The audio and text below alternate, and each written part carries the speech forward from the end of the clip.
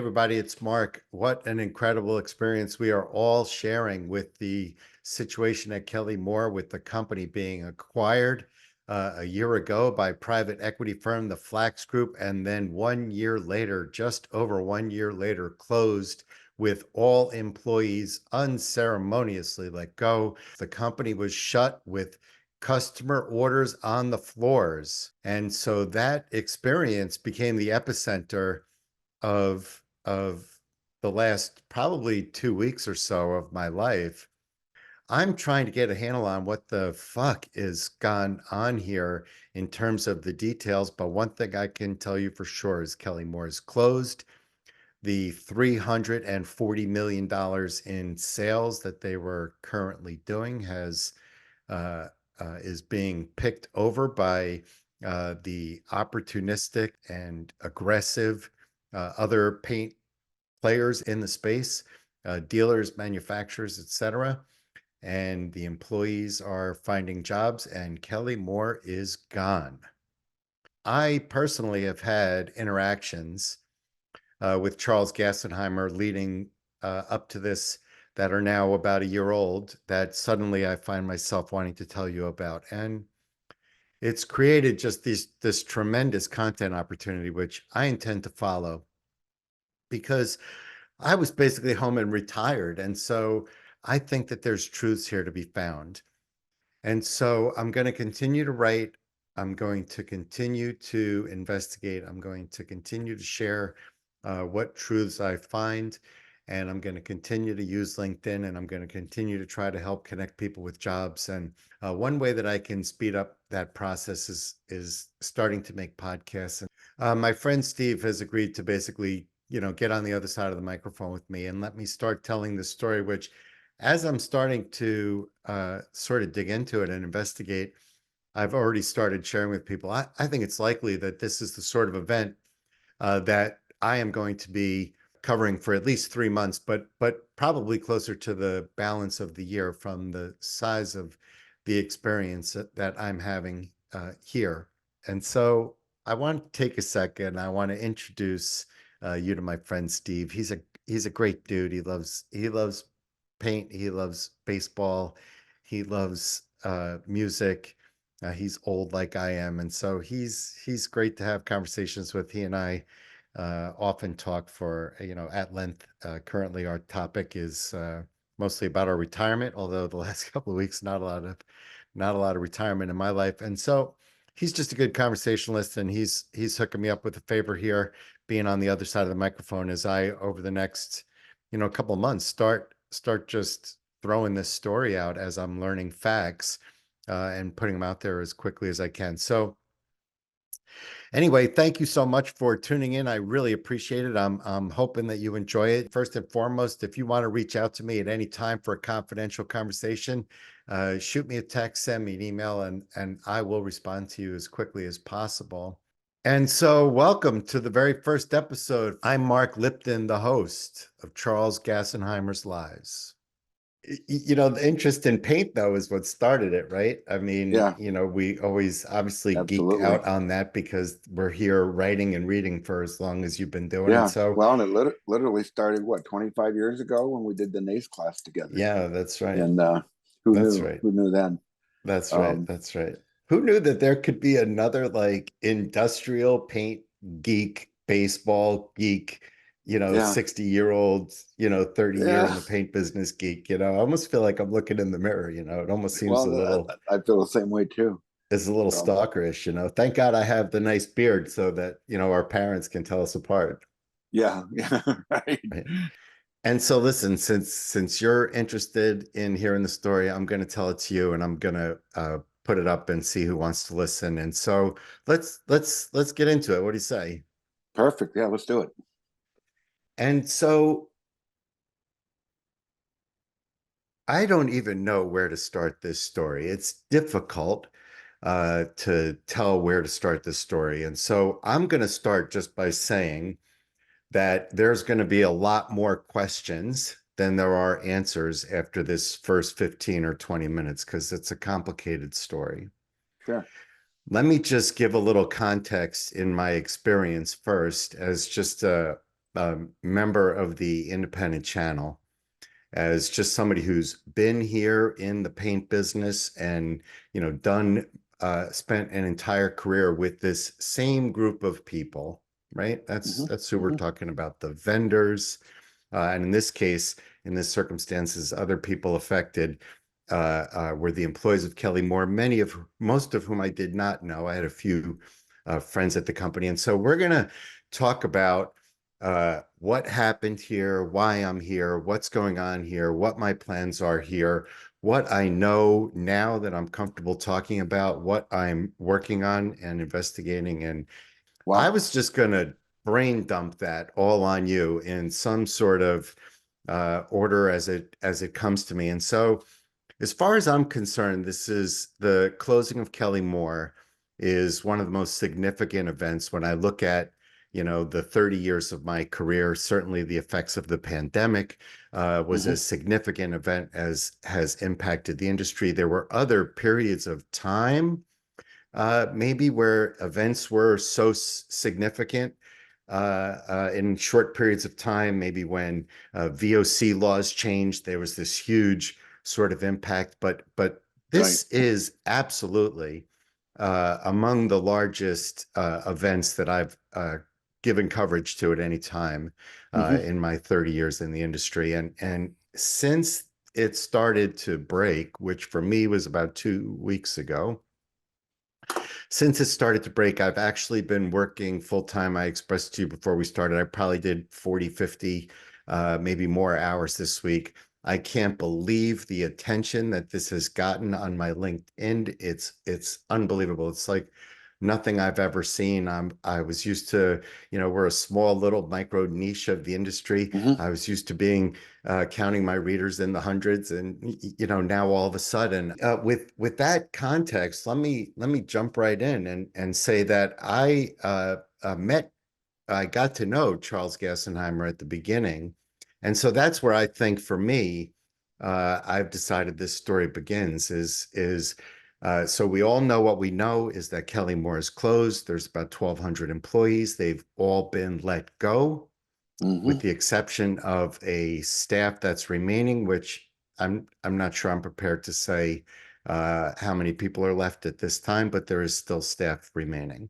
What I do know is that somewhere around the 12th or 14th of January, Kelly Moore announced what they called an orderly shutdown of the corporation, which I can now report, obviously, is a lie on its face.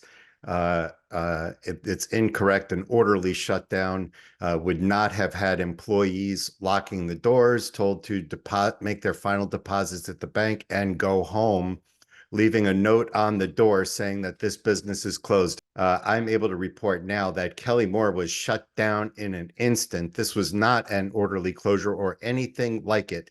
These And stores were shut down overnight. Their managers were told to leave notes on the door saying that the store is now closed with no further notice. Customers have orders. Retail customers, painters have orders inside the stores that they can see that they placed and were boxed up on the floor of the store. They can see them and they are unable to pick them up. That is sure. not an orderly shutdown. There were batches. I can also report that there were batches in the tanks. They were wet Hmm. batches in the tanks at the Hearst factory. That is Wow. not an orderly shutdown. I'm here to report that message from Charles Gassenheimer, who's the CEO of Kelly Moore, and other things that I think I'll be able to report. For sure, there's lies in that statement. I'm going to start by keep going. I think the story is about, how I met Charles, and I'll get to as much as I can and see Yeah. what's up. But they bought the company in October, and I reported on it. It was news Hmm. that a private equity firm had purchased Kelly Moore. I had Hmm. never had a close relationship with Kelly Moore. My life has been spent primarily with the other Moore, as everybody knows. I'm Yeah. deeply connected in the Benjamin Moore community. I've worked at Benjamin Moore. I have a lot of friends, family. My nephew, Andrew, works at Benjamin Moore, so there's a strong connection, right? But Yeah. I'm an old guy, and so over the years, a handful of people I knew here and there, and when they bought the company, through those few people, I started to think that there might be an opportunity to to talk to them about the work that I do, no different than any other paint manufacturer, and Right. talk to them about possibly consulting or possibly some of the commercial aspects of my net of what I put out. My blog is I never sell anything in the blog, but podcasts and Yeah. shit I've made Hmm. money on and off of that stuff over the course of my career. And so uh with no reason to think anything other than it was a good networking opportunity, I reached out to him after the new year. You saw what I printed, and I said, "Hey, what's up?" And this is what I do. And he said, "Yeah, let's talk." And we had you know, a, as I recall it, a short, conversation. And from there, he put me in touch with two of his executives, which immediately I noticed they were both part-time executives, Oh, which struck me as odd considering he was saying he was about to try to turn this company around. I didn't know how he was going to do it with these two 5 hour a week, chief marketing people. But he put me in touch with these two executives, and they had some needs. They had just bought this company and they didn't know a lot about the paint business. And I seemed to know a lot about the paint business, and they wanted to meet dealers. And I seemed to be able to do that. And so, right. we made a deal and we came to an agreement. We brought in some other entities within our community, and we were ready to go. We were ready to sign what would have been a 2 year, what I would call like sort of consulting NIL deal. Yeah. And On the and face of it, and it sounds like a good opportunity for both of you. right, it Yeah. seemed right, exactly. That's what I was feeling like, is these guys want to pay me to meet all my friends. That's exactly what a good consulting job looks like, right? Good job. Right, exactly. And so I didn't think anything of it. And we started these negotiations. They went okay. I'm starting to hear from some friends that what I'm telling them I'm negotiating, they can't conceive this guy agreeing to from what they're seeing happening Interesting. on the inside of the company. And so, listen, that's a red flag, right? Yep. That was probably my first red flag. But I also was thinking maybe if they're seeing mistakes that are causing these people to say to me things, Yeah. maybe they've decided that they need a strategist, and they want to try to fix some of these things. And so I pressed on. I didn't have any reason, frankly, to think otherwise. Yeah. And so we come to this 2 year agreement, and we're right at the end, right? We're ready to go. I don't know how many days away I am from my first check, not many. And we schedule a call. The first output of our agreement Hmm. was going to be to introduce Gassenheimer, address my followers, make the disclosures, and what have you. Right. And that was our plan with his people, and we were ready to go. And I got on this call. This first one was the first output was a recording with the CEO to do all of Yeah. this. Yeah. And so the only other time I had met him was the prep for all of this that I said before, Hmm. and he was not alone on the call. So I can't say that I met him. I remember thinking, what I thought of his personality, Yeah. but I don't remember having a very strong opinion. There were other people on the call, et cetera. This was my first time on a call with him. It sounds like they were almost interviewing you with a little bit of a group to see Well, if you were who you said you were, I and if. think that I don't know what their motivations Hmm. were in how they treated me, except to say that I find, and now that I'm digging in deeper and deeper, which I am doing, Hmm. I find that they were about to treat me. You're going to hear a different story. They Sure. were about to treat me as poorly as they seem to have treated all of their employees and all of their vendors. Yeah. Now, my story is different because I had this appointment. I had an opportunity that you guys did not have. Yeah. And here's the difference. If you are a victim of this, if you are an employee damaged by these actions, if you are a vendor damaged by these actions, the only difference between your experience and my experience, and I am undamaged by these actions financially, at least. If anything, the following may be enriching me. Who the hell knows? The only difference that I can think of is that I got 30 minutes to meet Charles Gassenheimer, Hmm. and you did not, because I'm talking to all 1,200 of you and every Kelly Moore employee and every vendor in this circle that ever met them. Had you had 30 minutes with Charles Gassenheimer, you would have quit and you would have felt really chill about the whole thing, right? I did the right thing. I'm out of here. That's what's best. And so that's what happened in a nutshell. We had this, uh, we had this recorded conversation, which I will be releasing, where it it immediately, within minutes of the beginning of the conversation, and remember that I came on thinking I had hit a scratch off and I was just about to get my first check on a $400,000 payday. That's what I was thinking. Right? That's what I was thinking when I got on that Yeah. call.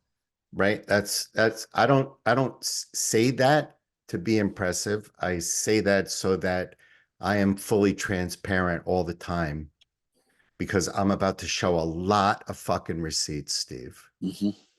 I'm about to show a lot of receipts. And so I'm part of that.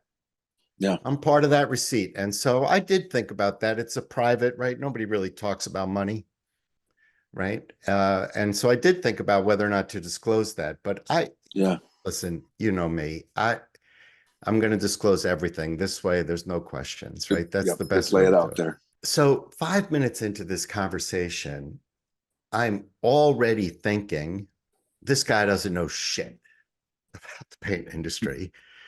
He literally can't get 5 minutes into the conversation without making me think like my guys at the counter could have done better with this conversation Yeah. than Wow. this guy is doing. Like he just doesn't know Yeah. anything. The new And CEO. so, right, new CEO. So you can start seeing on my face, it's interesting. I had forgotten a lot of this because I saved this. You're going to hear why nobody heard this episode in a little while. Hmm. You're you can see on my face, I saved the episode and I didn't watch it again. I just thought I don't need it. So I, put it in the Right. folder.